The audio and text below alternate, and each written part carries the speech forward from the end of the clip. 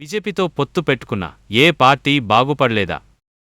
తనకంటూ ప్రత్యేక ఎజెండా ఏదీ లేదని పెద్దాయనను అంటే కేసీఆర్ను ఉద్దేశించి ఎవరు ఏమన్నా ఊరుకునేది లేదని బీఆర్ఎస్ ఎమ్మెల్సీ కల్వకుంట్ల కవిత అన్నారు. శుక్రవారం మంచిర్యాలలో ఆమె మీడియా ప్రతినిధులతో మాట్లాడారు. ఎన్నో ఆవేదనలు భరించలేక పార్టీని కాపాడుకోవాలని ఉద్దేశంతోనే పెద్దాయనకు లేఖ రాసినట్లు తెలిపారు. జాగృతి కమిటీలను వేస్తే రాద్ధాంతం చేస్తున్నారని ఆవేదన వ్యక్తం చేశారు.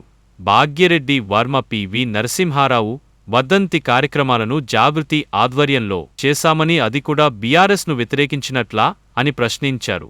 దానిని నీకు చేసిన వారెవరో బయట పెట్టాల్సిన అవసరం ఉందని వ్యాఖ్యానించారు. బీజేపీ పొత్తు పెట్టుకున్న పార్టీలేవి బాగుపడలేదని చెప్పారు. తాను జైల్లో ఉన్నప్పుడు బీఆర్ఎస్ ను బీజేపీలో కలపాలని అంశం ప్రస్తావనకు వస్తే అంగీకరించే ప్రసక్తే లేదని చెప్పానన్నారు. ఇప్పుడు ఆ ప్రయత్నం చేసిన వ్యతిరేకిస్తాను అని స్పష్టం చేశారు. కేంద్రంలోని బీజేపీ సర్కార్ ఆపరేషన్ కాగర్ పేరుతో దుశ్చర్యలకు పాల్పడుతుందని కవిత ఆరోపించారు.